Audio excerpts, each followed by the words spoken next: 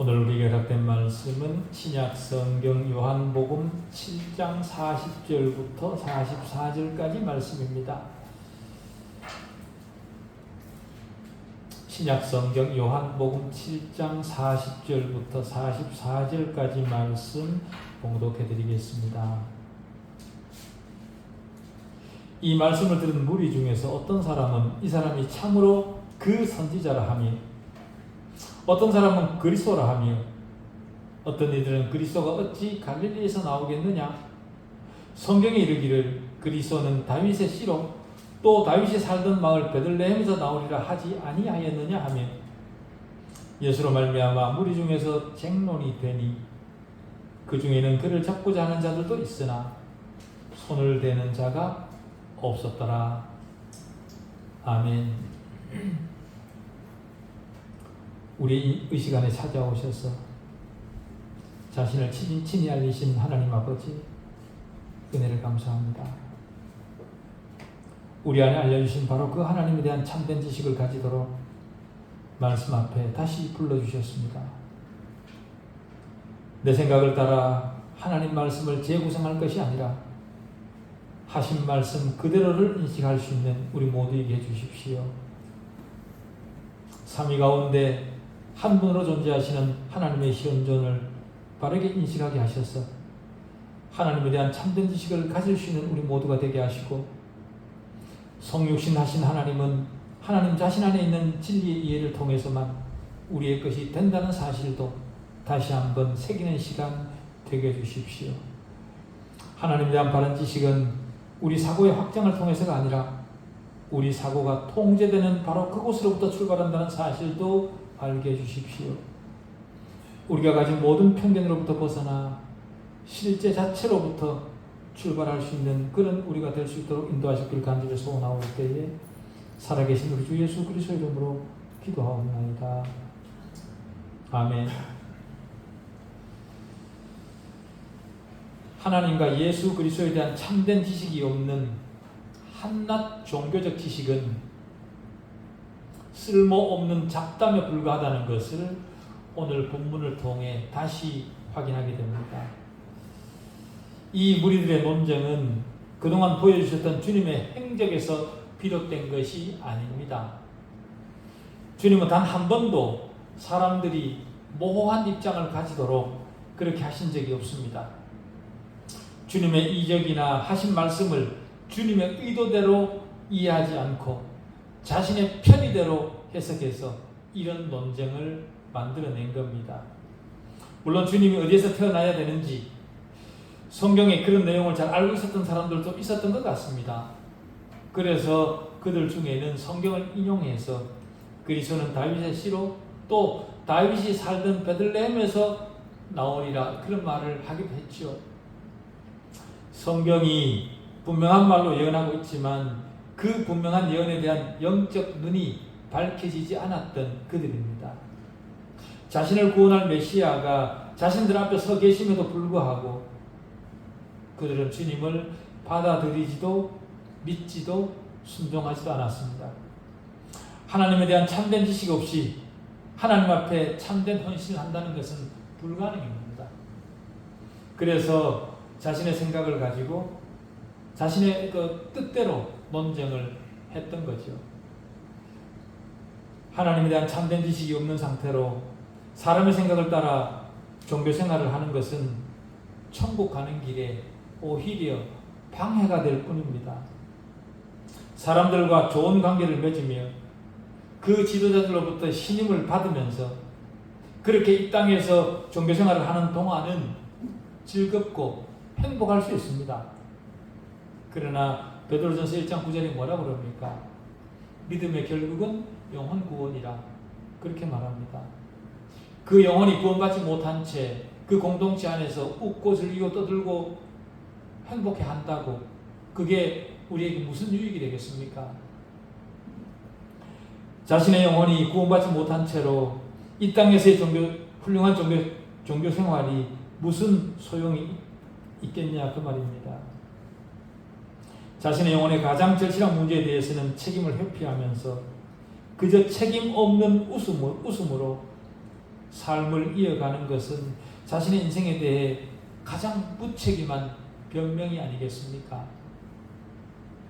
가장 분명하게 구원을 경험하고 보이지 않는 하나님을 가장 정확히 예배할 수 있는 유일한 길은 하나님이 자신을 드러내주신 그것을 그 드러내주신 대로 받아들이는 겁니다. 하나님 말씀을 알고 있다 하면서 하나님이 하신 말씀을 자신의 생각대로 재구성해서 그것을 하나님 말씀이라고 믿는 것은 하나님과 전혀 관계없는 굉장히 위험한 행동입니다. 자신이 가진 영적 지식이 성경과 무관한 것임에도 불구하고 자신이 가진 편견을 과대평가하는 경향이 우리 주변에는 대단히 많습니다. 우리는 그러지 않도록 조심해야 됩니다.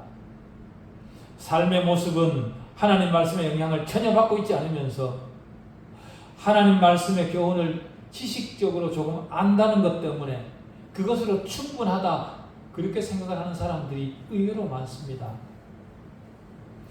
오늘 본문이 바로 그런 사람들로 가득한 것 같습니다. 타락한 인간의 기질을 주님은 이미 알고 계셨죠. 그래서 마태복음 10장 34절 이하에서 주님은 이렇게 말씀하십니다. 내가 세상에 화평을 주러 온 걸 온 줄로 생각하지 말라. 화평이 아니요 검을 주러 왔노라. 내가 온 것은 사람이 그 아버지와 딸이 어머니와 며느리가 시어머니와 불화하게 하려 함이라. 그렇게 말씀하십니다. 주님 말씀 자체가 인생들로 하여금 불화하게 하는 것이 아니라 주님의 말씀을 각자의 생각대로 재해석함으로 인한 불화입니다. 인간이 주님의 말씀을 가지고 불화를 만들어내는 거죠. 인간은 하나님의 말씀을 자신의 관점으로 재해석할 권한이 없습니다. 다만 하나님 말씀을 그 말씀의 의도대로 정확히 이해하고 그 말씀에 순종할 의무만 성도들에게는 있습니다. 선물 받은 이성으로 하나님을 판단하는 자리에 자기 스스로를 올리는 것이 인간의 겸손한 모습이죠. 우리는 많은 사람들이 주님 앞에 나오기를 바랍니다. 그러나 주님이 하신 말씀에 자신을 복종시키지 않는 종교 생활은 오히려 자신의 영혼에게 위험한 것일 수 있다는 사실 우리는 반드시 기억해야 됩니다. 마귀들도 우리가 고백하는 믿음의 조항들을 지적으로 아주 잘 알고 있습니다. 심지어 우리가 고백하는 믿음의 조항들을 마귀들도 믿고 떱니다. 믿고 떨지만 그들은 여전히 마귀로 남아있다는 사실을 기억하셔야 됩니다. 그들은 성경 말씀을 암기하고 있으면서 적절하게 그 말씀을 인용하기도 하고 기독교 교리에 대해 말하면서도 죄와 허물 가운데 죽어있는 자들입니다. 그들이 바로 마귀이죠. 주님께서 교회 안에도 알고가 가라지가 있다고 말씀하셨던 것처럼 성경을 문자적으로 잘 알면서도 믿음이 없고 회심하지 않은 자일 수도 있다는 사실 우리는 간과해서는 안 됩니다. 그런 상태에 있는 사람이 나와는 상관이 없다 그렇게 생각하시면 안 됩니다. 마태복음 7장 21절 이하를 우리는 잘 알고 있습니다.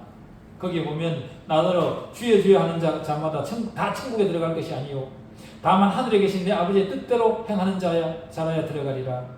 그날에 많은 사람이 나더러 이르되 주여 주여 우리가 주의 이름으로 선지자 노릇하며 주의 이름으로 귀신을 쫓아내며 주의 이름으로 많은 권능을 행하지 아니하였나이까 하리니 그때 내가 그들에게 밝히 말하되 내가 너희를 도무지 알지 못하니 불법을 행하는 자들아 내게서 떠나가라 하리라. 오늘 본문에 의하면 하나님과 예수 그리스도에 대한 참된 지식이 없는 자들 사이에 논쟁이 일어났다고 합니다. 그래서 거기 보면 무리 중에서 쟁론이 되니 그렇게 본문이 말을 합니다. 무리들 중에는 어떤 사람에게는 주님이 선지자로 보였던 거고 또 어떤 사람에게는 주님이 그리스도로 보였던 거고 다시 말하면 그들은 주님을 잘 몰랐다 그 말이죠. 그렇지만 자신들의 생각을 가지고 주님을 판단하고 평가를 합니다. 그런 무리 중에 어떤 사람들이 주님을 선지자로 보았습니다. 그들이 주님을 선지자로 본 이유는요. 주님이 보여주시는 이적이나 행동이나 말씀이 평범한 사람들과 같지는 않았기 때문에 주님을 선지자로 평가를 했던 겁니다. 주님을 자신들의 메시아로 받아들이기는 불편했지만 주님 말씀 중에 일부는 용납할 수 있었던 거죠.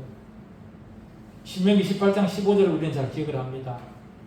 거기에 보면 하나님께서 모세를 통해 선지자 한 사람을 예언을 하죠. 너 같은 선지자가 분명히 올 거다. 그렇게 예언을 하시는 그런 입장에서의 선지자가 아닙니다. 여기서 말하는 선지자는 주님 당시에 일반 대중들 사이에 있었던 그 선지자라는 말은 다른 사람들의 질문에, 다른 사람들이 답답해하는 그것에 잘 논리적으로 설득력 있게 잘 말해주는 사람을 그때 당시에는 선지자라 그렇게 불렀습니다.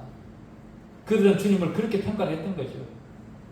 어쨌든 주님에게 선지자라는 칭호를 붙였다는 것은 지혜롭게 하는 선한 선생으로 주님을 인정했다 그 말입니다. 그러나 주님을 메시아로는 인정하지 않았습니다. 다시 말해 예수가 하나님이시고 예수님에게 오는 것으로만 영적 생명을 얻을 수 있다는 것은 인정하지 않았던 거죠. 현대도 그런 사람들이 대단히 많습니다.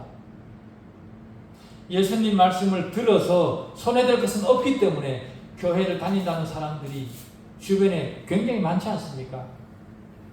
그런 사람들은 주님께서 하신 말씀이나 성경에 기록된 말씀 중에 자신에게 이득이 된다고 생각하는 것만 취사선택합니다. 그러나 반대로 마음에 조금이라도 불편하거나 희생을 요구하거나 자신에게 적용되어야 되는 것들은 아주 당연한 듯이 배제해버리죠. 그들은 주님으로부터 감동 어린 생각들을 얻고 싶어 합니다. 이 땅을 살아가면서 느끼고 싶은 감동과 달콤한 위로의 말이 필요하다 그렇게 생각을 해서 교회라는 것으로 나오는 겁니다. 그리고 자녀들을 주일학교 보내는 이유도 그 주일학교에서 배울 것이 많다, 그 유익한 것을 배워오라 그런 생각으로 주일학교를 보내는 겁니다. 유익한 것을 배워오면 좀 더 훌륭한 사람이 될 것이라는 기대감이 그런 사람들에게 있는 거죠. 그러나 주님은 그런 것에 전혀 관심이 없습니다. 왜냐하면 교회에 출석하여 자신의 성장을 위한 또 하나의 교육수단으로 성경 지식을 생각하는 사람은 예수를 자신의 그리스도로 받아들이지 않기 때문에 그렇습니다. 그들의 목표는 자기 실력의 완성도를 높이는 것에 목표가 있지 자신에게 선물되는 예수 그리스도의 생명에는 관심이 없습니다. 예수 그리스도는 우리에게 생명을 주러 오신 분이지 우리를 교육시키러 오신 분이 아닙니다. 무리들의 논쟁 가운데 두 번째 부류는 주님을 그리스도라 그렇게 말한 사람들입니다. 이들은 주님께서 말씀하신 것을 그대로 인정할 의향을 가진 사람들입니다. 그래서 그들은 이는 그리스도라 그렇게 말을 했던 거죠. 그러나 그리스도의 주장들을 인정하면서도 반드시 필요한 한 가지 일은 하지 않았습니다. 자신들이 믿는다고 말하는 대로 행동하는 것이 일반적 이치임에도 불구하고 그들은 그렇게 하지 않았다는 거죠. 현대도 이런 교인들이 많이 있습니다. 오랫동안 기독교 복음을 들어왔고 교회가 말하는 것을 이해도 합니다. 성경의 진실성도 부인하지 않습니다. 예수 그리스도가 하나님의 독생자라는 것도 의심하지 않습니다. 예수 그리스도가 인류의 죄를 대속하기 위해 십자가에 못 박히셨다는 사실도 의심하지 않고 낯선 교회에 가서 다른 복음을 듣는다면 그들의 복음이 다르다는 것을 대번에 알아차릴 수도 있습니다. 그런데도 예수 그리스도를 자신의 구주로는 영접하지 않는 사람들, 그들이 바로 오늘 본문의 그들입니다. 머리로는 알지만 자신의 전인이 주님을 향해 돌아서지 않은 사람들, 그런 사람들이죠. 얼마나 비극입니까? 자신의 삶에 수많은 날들이 계속 있을 것이라고 생각을 하고 예수 그리스도를 믿는 그 믿음을 자꾸만 미룹니다. 예수에 대해서, 성경 지식에 대해서 머리로는 잘 알지만 주님 자체를 내 인격적으로 받아들여야 된다는 사실이 자꾸만 미룹니다. 그랬으면 생각해 보십시오. 우리의 내일을 어떻게 보장할 수 있습니까? 내 삶에 내일이 있다는 그 보증이 어디 있습니까? 세 번째로 주님을 완전히 거부한 사람들이 있었습니다. 그들은 그리스도를, 주님을 비꼬는 말투로 그리스도를 거부했죠. 자신들의 옆에 있는 사람들이 이는 그리스도라 그렇게 말을 하고 있음에도 불구하고 그들은 뭐라고 말하냐 하면 그리스도가 어찌 갈릴리에서 나오겠냐. 성경에 이르기를 그리스도는 다윗의 씨로 또 다윗이 살던 마을 베들레헴에서 나오리라 하지 아니하였느냐. 주님을 완전히 거부합니다. 다른 말로 해서 그들은 구약에서 메시아에 대해 예언한 것 중에 하나도 주님이 만족시킨 것이 없다 그 말이죠. 구약이 예언하고 있던, 메시아에 대해 예언하고 있던 그 모든 내용들을 주님은 단 하나도 만족시키지 못했다는 겁니다. 그래서 그들은 주님을 간단히 기각시켜 버렸습니다. 주님의 가르침이나 주님이 행하신 이적에는 전혀 마음을 두지 않았던 거죠. 그리고 사실 여부도 분석해 보지도 않았습니다. 자신들이 가진 선입견을 가지고 판단해버리고 말아버린 거죠. 이 사실은 그들 마음의 참된 본질을 아주 잘 드러내줍니다. 다시 말해 그들의 반응 속에는 그들 속에 있는 큰 교만을 적나라하게 드러내주고 있는 거죠. 이 사람들은 주로 예루살렘에서 온 사람들이거나 유대 외곽에서 나름대로 잘 살던 그런 사람들인 것 같습니다. 다시 말해 주님을 향해 지역적 우월감을 가진 그런 사람들이죠. 그들의 생각에는 갈릴리는 먼 북쪽 시골 변방이라고 생각했습니다. 그래서 그리스도가 어찌 갈릴리에서 나오겠느냐 그렇게 말했던 거죠. 시골 벽지에서 무슨 그리스도가 나오겠느냐는 겁니다. 다시 말해 그들의 의중에는 시골 출신 예수야말로 자기들의 지도자가 되기에 충분한 학식과 능력을 갖추지 못했다고 생각을 하고 예수를 무시했던 겁니다. 현대도 그리스도인들을 그렇게 생각하는 사람들이 세상에는 대단히 많죠. 제대로 고등교육을 받은 사람이 어떻게 예수를 하나님으로 믿을 수 있냐? 그들은 그렇게 생각을 합니다. 그들은 기독교가 자기들의 사회적 수준보다 아래에 있다. 자기들이 배운 그런 학교에서 배운 학식보다 자신들이 가지고 있는 사회적 포지션보다 예수 그리스도가 훨씬 아래에 있다. 그렇게 판단을 합니다. 그런 아래에 있는 사람을 어떻게 하나님으로 믿을 수 있냐는 거죠. 한 시대를 탁월한 지도력으로 살아간 예수라는 사람을 하나님으로 인정하는 이유는 배우지 못했기 때문에, 학식이 없기 때문에, 무능하기 때문에, 뭔가 한쪽에 생각이 막혔기 때문에 예수를 하나님으로 취급을 한다. 그렇게 생각을 하는 겁니다. 그러나 이들은 이상한 편견에 잡혀있는 사람들입니다. 왜냐하면 그들은 주님을 비꼬는 투로 백안시하면서 주님의 말씀을 자세히 살펴보고 찾아보려는 시도조차 하지 않았기 때문에 그렇습니다. 특히 자신들이 말하고 있는 내용조차도 제대로 파악하고 있지 않습니다. 그들이 메시아에 대해 말한 조건은 이중적이지요. 하나는 다윗의 혈통에서 메시아가 날 것이라 그렇게 얘기를 했고, 또 하나는 베들레헴에서 탄생해야 된다는 겁니다. 다시 말해 그들은 미가서 5장 2절을 알고 있었던 겁니다.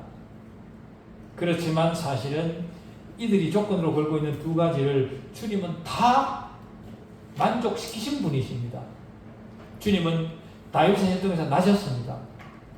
요셉을 통해서는 왕의 혈통과 관계했고 마리아를 통해서는 법적인 혈통을 계승했습니다. 주님이 나사렛에서 자라셨다는 것 때문에 많은 사람들이 놓치고 있는 사실이지만 주님은 사실 베들레헴에서 태어나셨습니다. 다시 말해 주님은 구약이 제시하고 있는 두 가지 조건들을 다 만족시키셨다는 거죠. 그럼에도 불구하고 편견을 가진 인간들은 주님이 가지신 이 조건들을 자세히 따져보지도 않고 자신들의 판단대로 주님을 평가했던 겁니다.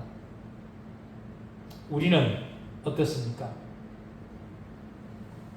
가인이 그 아내를 어디서 얻었는지 이해할 수 없다, 그렇게 얘기를 하면서 주님 앞에 나오기를 거절하지는 않았었습니까? 하나님의 사랑의 하나님이 어떻게 죄인들을 심판할 수 있냐? 우리가 어떻게 동정의 탄생과 예수 그리스도의 부활을 믿을 수 있냐? 내 인간적 생각으로는 도저히 납득이 되지 않는다.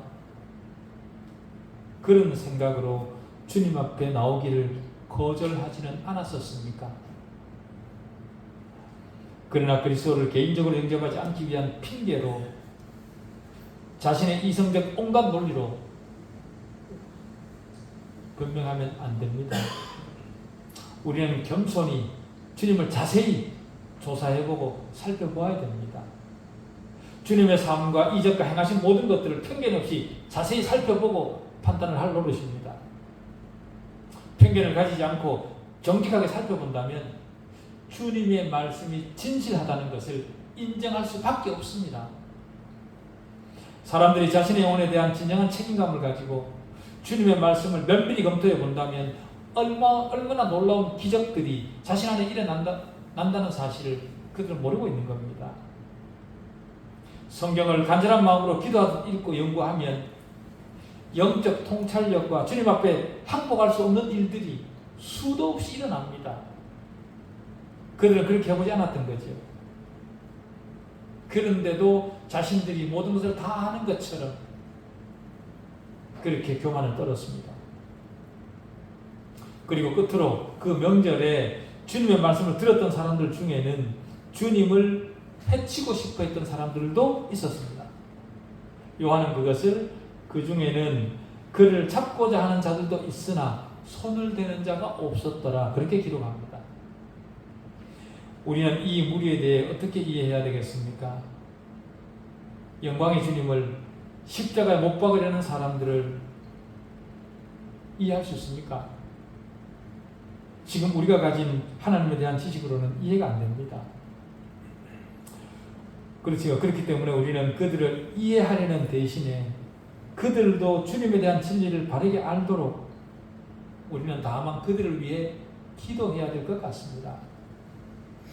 그들의 영적 눈을 밝히사 그들 역시 예수가 자신의 그리스도이고 구세주고 하나님이심을 알도록 해달라, 그렇게 우리는 기도해야 됩니다.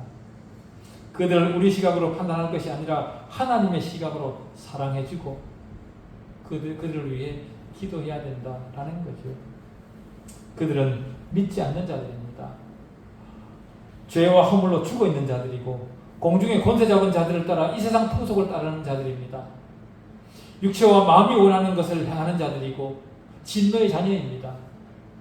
반면에 하나님의 은혜로 그리스도 안에서 살리심을 받은 성도들도 그들 무리 속에 있었습니다. 그들은 그리스도 예수 안에서 선한 일을 위해 지으심을 받은 그런 자들이죠. 그렇게 한 무리 속에 있었지만 저들과 이들은 달랐습니다. 이들과 저들의 차이는 그가 그리스도와 어떤 관계에 있느냐에 따라 결정이 됩니다. 그들의 신분은 삶의 실제적 열매를 통해 그 차이가 드러나죠. 성도는 그리스도를 자신의 구주로 영접하고 신뢰합니다. 참으로 그리스도는 성도에게 있어서 모든 것 중에 모든 것이라는 사실을 알고 고백하는 자들입니다. 그런 자들은 자신의 삶을 통해서 자신이 믿고 있는 그 것들을 열매로 드러내죠. 예수를 자신의 그리스도로 영접한 사람은 자신이 신뢰할 수 있는 유일한 분으로 그리스도를 의지합니다. 그러나 믿지 않는 사람은 그리스도를 의지하는 것이 아니라 사람을 의지합니다. 우리가 알지만 사람은 언제 변덕을 부릴지 모릅니다. 심지어 우리는 우리 자신도 신뢰할 수 없다는 것을 경험적으로 잘 알고 있지 않습니까? 어제 오늘과 오늘의 내가 다릅니다. 그런 나를 어떻게 믿겠습니까? 그렇지만 주님은 하늘의 영광을 내려놓고 나를 위해, 여러분을 위해 십자가에서 보혈의 피를 흘려주셨습니다. 그만큼 여러분을 사랑하신 거죠. 하나님 자신의 아들을 십자가에 다실 만큼 저를 그리고 여러분을 사랑하시기 때문에 자신의 아들을 세상으로 내려보내시는 결단을 하신 겁니다. 그 사실을 성도들은 알기 때문에 예수 그리스도를 사랑하는 거죠. 그가 나를 먼저 사랑했다는 사실을 알기 때문에 나도 주님을 사랑하는 겁니다. 그러나 불신자는 주님을 사랑하지 않습니다. 오히려 미워하죠. 네가 죄인이라 그렇게 말하니까 싫어합니다.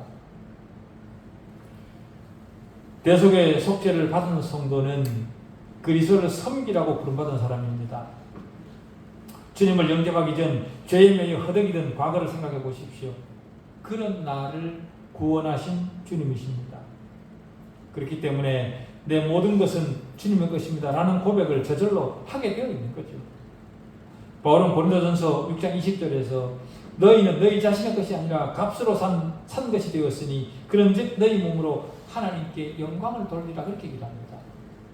너희 몸은 주님이 자신의 피로 사셨다는 겁니다. 우리 것이 아니라는 거예요. 주님의 거라는 거죠.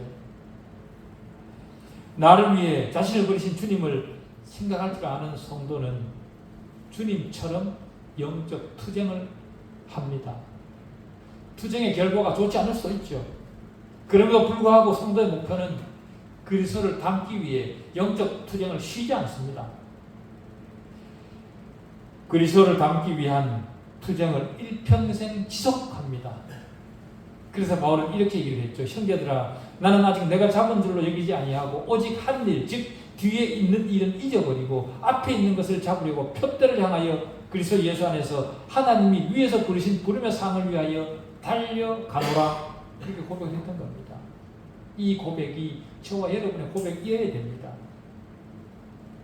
믿지 않는 자들은 이 세상의 부귀와 세상의 것들이 목표입니다. 그런데 이렇게 말을 하면서도 생각을 해보면 우리 안에도 찔리는 부분들이 있죠. 내가 그리스도인이라 그렇게 말하면서도 우리 자신의 이기심을 위해 살아야, 그렇게 살아내야 내 직성이 풀리고 내가 중심에 서지 못하면 우울해하고 그러지 않습니까? 그죠? 그렇지만 성도에게는 그리스도가 전부여야 됩니다. 그리스도가 내 삶의 중심이어야 됩니다. 주님을 아는 것 때문에 하나님이 주시는 영적 만족감, 그것이 나를 행복하게 하는 가장 큰 원인이 되어야 됩니다. 세상은 자신의 주장과 생각으로 분쟁합니다. 그러나 그리스도 안에 있는 사람은 자신의 생각으로 논쟁하고 분열할 것이 아니라 주님으로 인해 하나가 되고 주님 안에서 믿음의 동력자로 서로가 서로에게 연합되어야 됩니다. 그럼에도 불구하고 믿음의 현장에는 늘 분쟁하고 분열하죠. 교회만큼 말 많은 곳 보셨습니까? 교회만큼 싸움 많은 곳 보셨습니까? 없습니다. 분쟁하고 분열하지만 그렇지만 하나님 허락하지 않으시면 자신들의 분쟁과 분열이 자신의 뜻대로 되지 않는다는 사실을 그들은 잊어버리고 있는 것 같습니다. 무리 중 일부는 주님을 잡으려고 마음을 먹었습니다. 그러나 그렇게 할 능력이 그들에게는 없었습니다. 왜냐하면 하나님이 아직은 때가 되지 않아서 그들에게 그런 능력을 주시지 않았기 때문에 그런 겁니다. 다시 말해 인간이 아무리 연구하고 계획을 한다고 하더라도 하나님의 섭리하심 앞에서는 무능할 수밖에 없는 인간이다. 빌라도가 주님에게 내가 너를 놓을 권한도 있고 십자가에 못 박을 권한도 있는 줄 알지 못하느냐, 그렇게 주님에게 말하지 않았습니까? 그랬을 때 주님이 뭐라고 대답하셨습니까? 주님께서 이렇게 대답하십니다. 위에서 너에게 그런 권세를 주지 않았더라면 나를 해할 권한이 네게 없었으리라. 사람이 아무리 마음을 먹어도 하나님의 때가 아니면 사람의 계획은 이루어지지 않습니다. 그렇기 때문에 우리는 여호와의 내가 알거니와 사람의 길이 내 자신에게 있지 아니하니 걸음을 지도함이 걷는 자에게 있지 아니합니다 라고 고백했던 예레미야 선지자처럼 그런 고백을 하며 우리의 삶을 이어갈 수 있기를 바랍니다.